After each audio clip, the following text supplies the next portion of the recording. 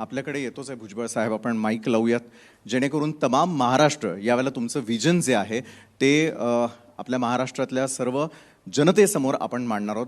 खरं तर जी परिस्थिती या क्षणाला निर्माण झालेली आहे ती अतिशय चिंताजनक आहे. राज्य सरकारसमोर अनेक मोठ्या समस्या आहेत.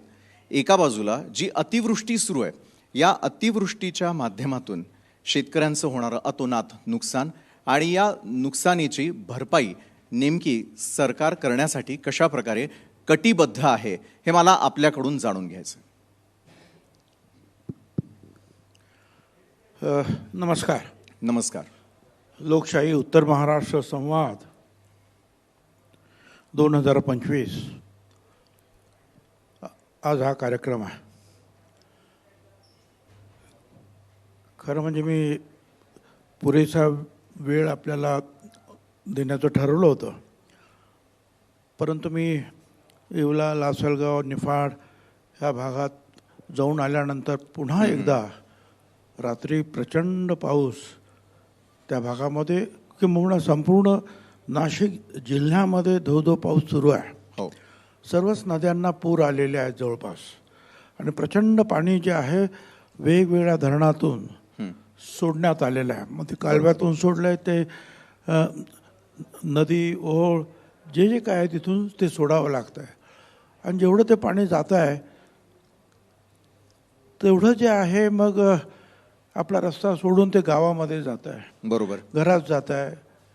शेती तर गेल्या, अनेक शेतकरी जे आहेत शेती साफ झाली आहे, घराघरात पाणी घुसलेलं आहे, लोकांना वाचवण्याचे प्रयत्न आहेत. आणि म्हणून मला पुन्हा एकदा परत माघारी जावं लागतं आहे. खरं म्हणजे निश्चित. मी इथून मुंबईला जाणार होतो आपल्या कार्यक्रमानंतर, हो, परंतु आता हा सगळा प्रवास बदलला. आता परत मागे जातोय येवला, लासलगावमध्ये.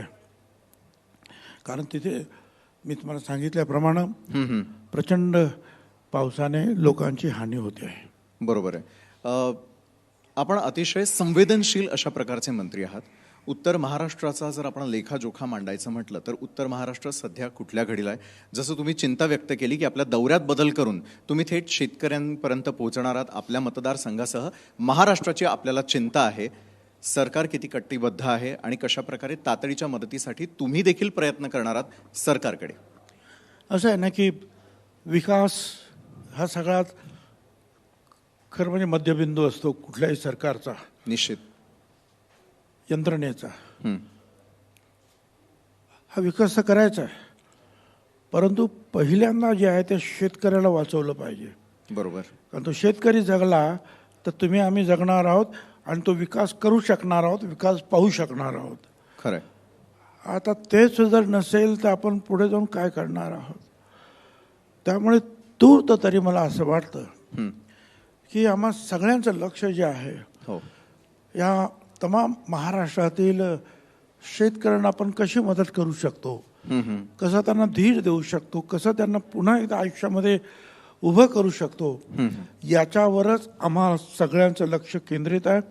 किंबहुना सर्वच खात्यांच्या मंत्र्यांना याच्याकडेच प्रथम लक्ष द्यावं लागणार आहे. साहजिक आहे. आता असं आहे की पहा, आता उदाहरणार्थ माझं मी अन्नधान्य पुरवठा, बरोबर, अन्न व नागरी ताबडतोब जे आहे 10 किलो तांदूळ, 10 किलो गहू द्या, असं म्हणजे सुरू झालं आमचं. बरं. आता मग कुठे कुठे जे आहेत रोगराई सुद्धा पसरू शकते, म्हणजे जे आमचं हेल्थ डिपार्टमेंट आहे ते कामाला लागणार. साहजिक. शाळा, पुस्तकं भिजलेली आहेत, पडलेल्या आहेत शाळा, तर शिक्षण खातं आहेत, त्यांना काम करावं लागेल. रस्ते वाहूनच गेलेले आहेत, तर मग ते परत PWD मध्ये त्यांना यावं लागेल. महसूल यंत्रणाद्वारे हे सगळं होत असल्यामुळे महसूल खात्याला याच्यामध्ये लक्ष द्यावं लागेल. तर जवळपास सगळीच खाते आणि मुख्यमंत्री आणि उपमुख्यमंत्री या सगळ्यांना, अर्थात ह्या सगळ्यांसाठी लागणारा पैसा तो आपल्याला जो आहे राज्यातील जे काही आपल्याकडे आमदानी आहे ती, आणि आणखीन कुठून आपल्याला तो निर्माण करता येईल ते पाहून तो पैसा कसा आपण निर्माण करू शकणार आहोत आणि ताबडतोब लोकांना मदत करू शकणार आहोत. आपण सध्या जे 5-5 हजार रुपये जे आहे या अशा अडचणी सापडलेल्या शेतकऱ्यांना त्वरित देतो आहोत आणि धान्य देतो आहोत, परंतु त्यांना आणखीन मदत करण्याची आवश्यकता आहे. याचं कारण असं आहे की मी सांगितल्याप्रमाणे ते तर सगळं वाहून गेलं आहे, परंतु शेत जे आहे, शेतीतली माती सुद्धा खरडून वाहून गेलेली आहे. आता शेती कशी काय करायची, हम्म. मग त्यांना कसं उभं करायचं, हे असे असंख्य प्रश्न जे आहेत आज महाराष्ट्रासमोर आहोत, तुमच्या आमच्या समोर उभे आहेत. हो.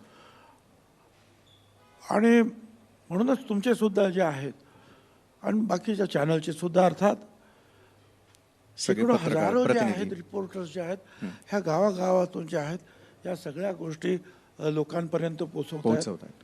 दिल्ली आणि जगामध्ये ते पोहोचवण्याचं काम करतायत, जीव धोक्यात घालून. हेही तुम्हाला मला सांगायचं आहे. आणि मग धन्यवाद. अशा वेळेला आपल्या सगळ्यांना कल्पना आहे की भारत सरकारकडे सुद्धा आपण मदत मागितलेली आहे.